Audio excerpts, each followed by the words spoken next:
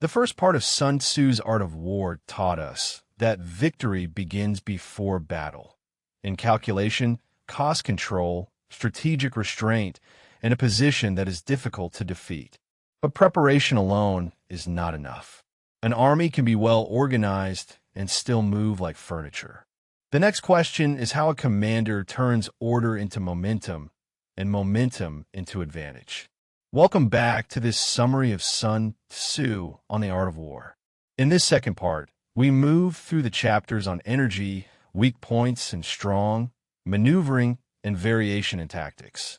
This is the middle of the book where Sun Tzu becomes especially interested in rhythm. How do you use direct and indirect methods?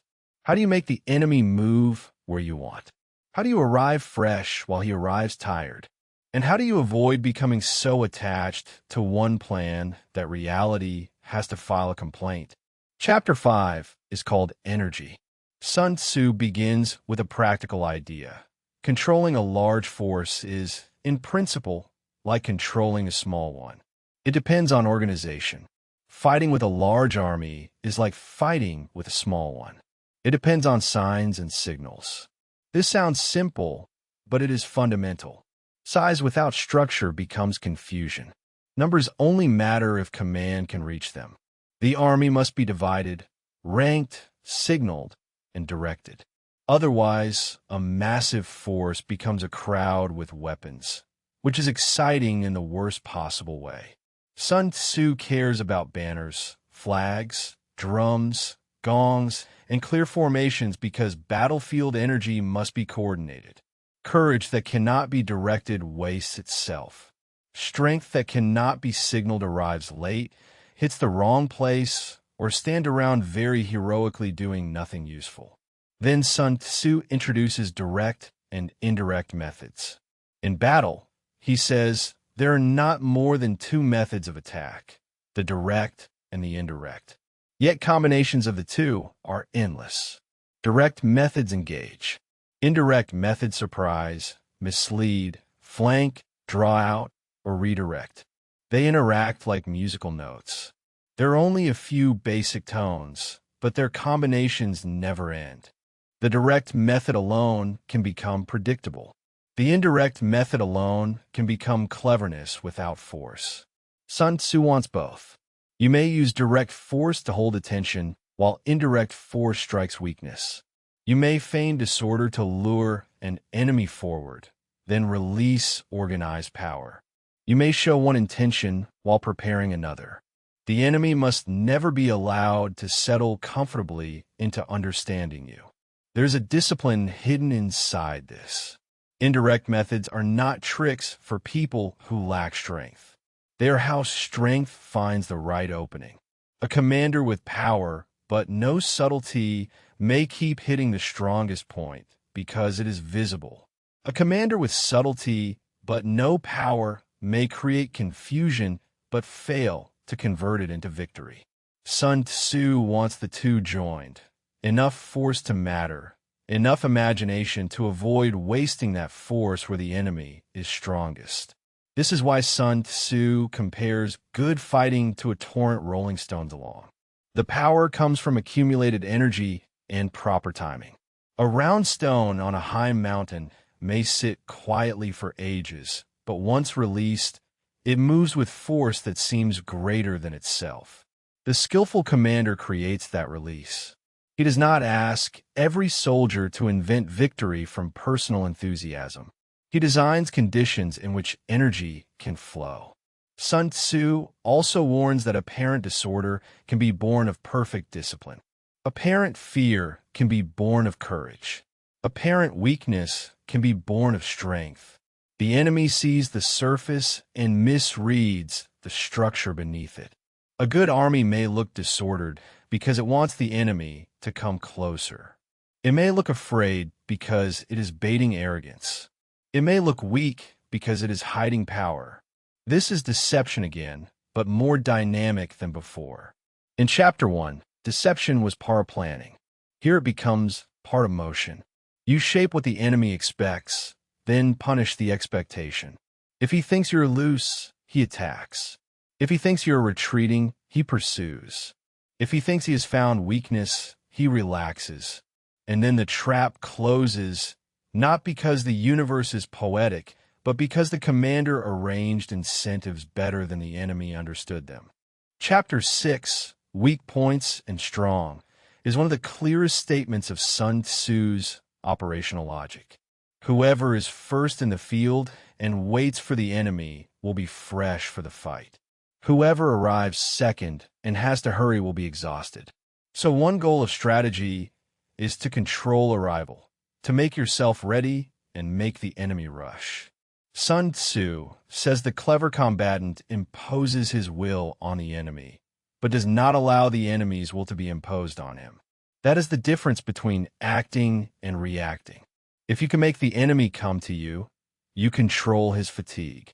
If you can threaten what he must defend, you control his movement. If you can offer bait he cannot ignore, you control his attention.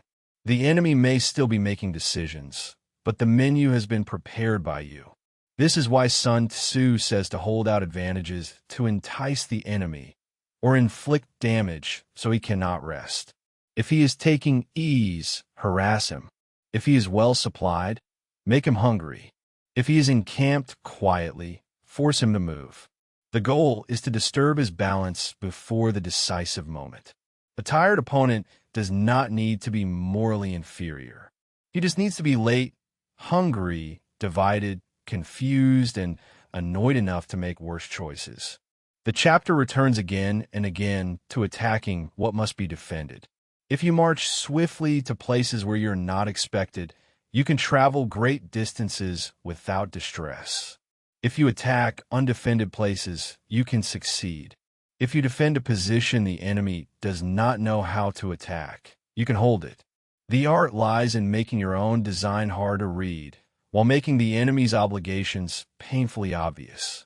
Sun Tzu's ideal formation is formlessness. He says the ultimate in disposing troops is to have no definite form. If you are without form, even the deepest spy cannot discover you, and the wisest counselor cannot make plans against you. This does not mean having no organization. It means refusing to become predictable.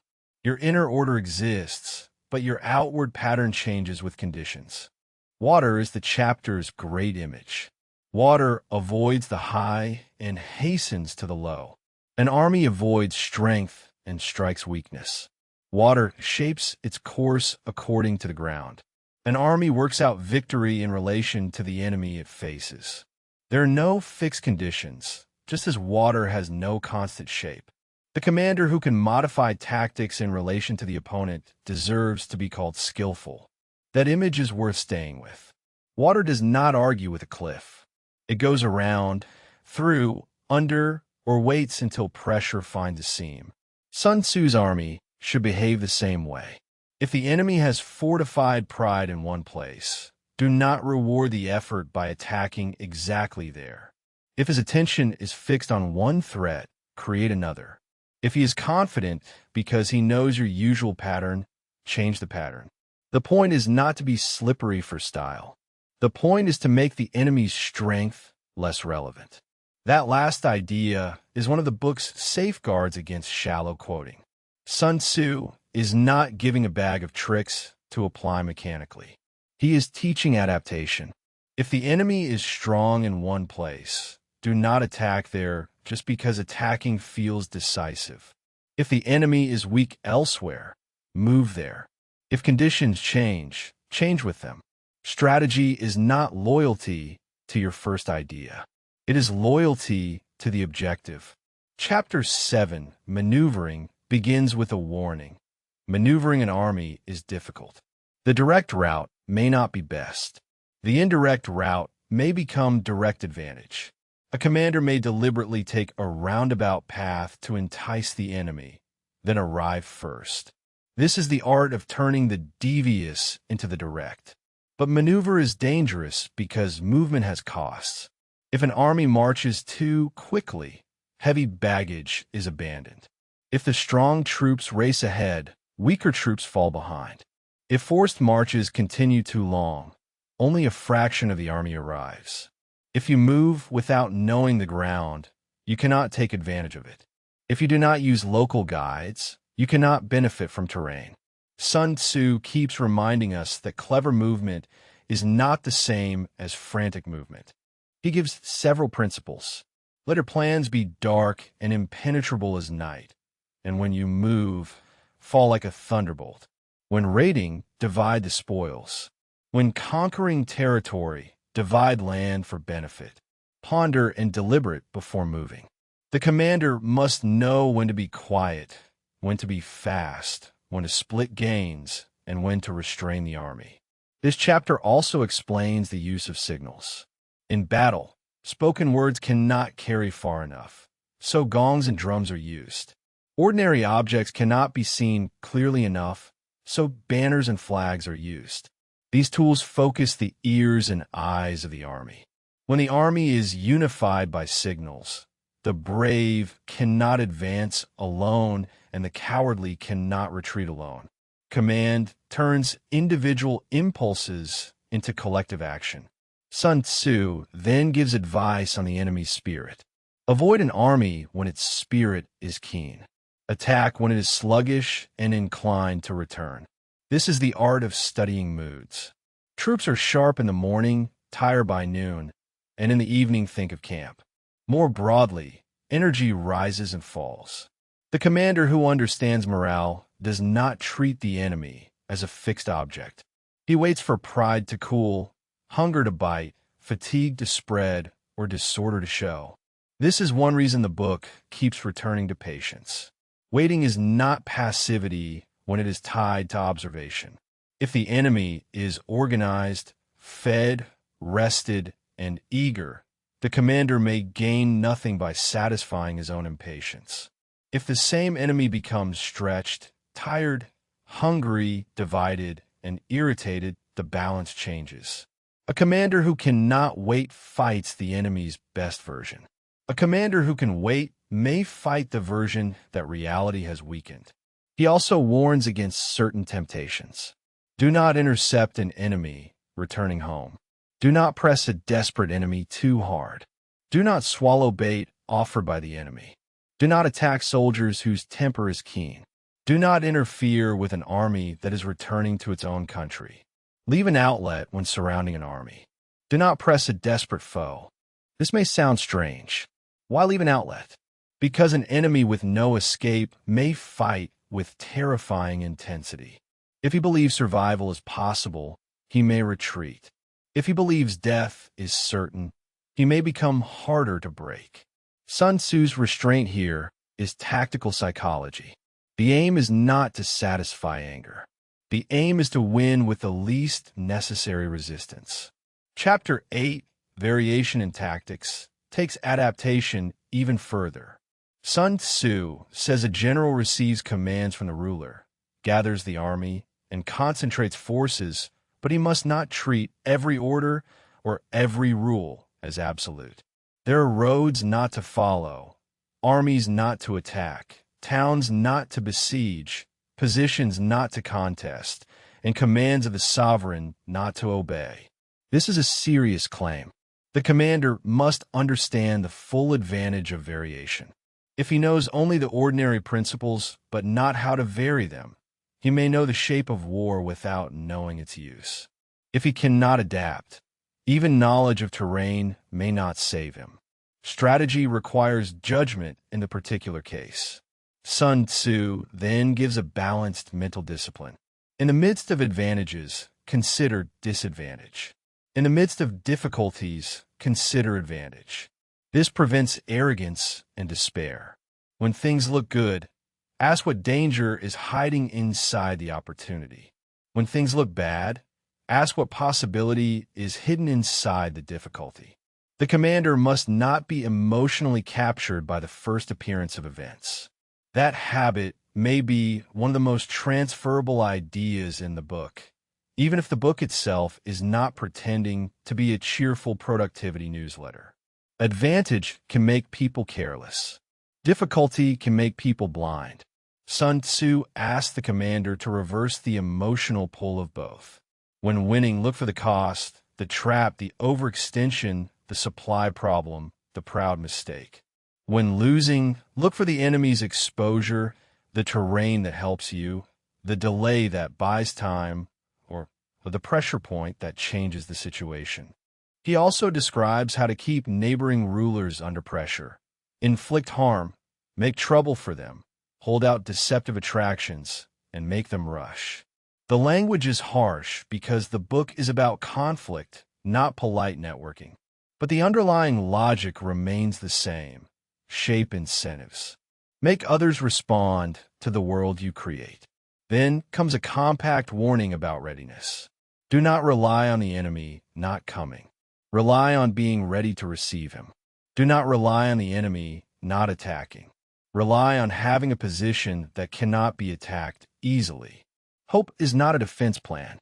Optimism does not hold a pass. Maybe they will not come is not a strategy. It is a bedtime story with casualties. The chapter ends with the 5 dangerous faults of a general. Recklessness leads to destruction. Cowardice leads to capture. A hasty temper can be provoked by insults. A delicate sense of honor can be baited by shame. Over-solicitude for the troops can expose him to worry and trouble. This list is psychologically sharp. Sun Tzu is not only judging competence. He is mapping exploitable character. A reckless commander can be lured. A timid one can be trapped. An angry one can be irritated into mistakes. A proud one can be manipulated by reputation. A commander who cannot bear risk to his men may be forced into bad choices by threats against them. The middle of the art of war is therefore about movement shaped by mind.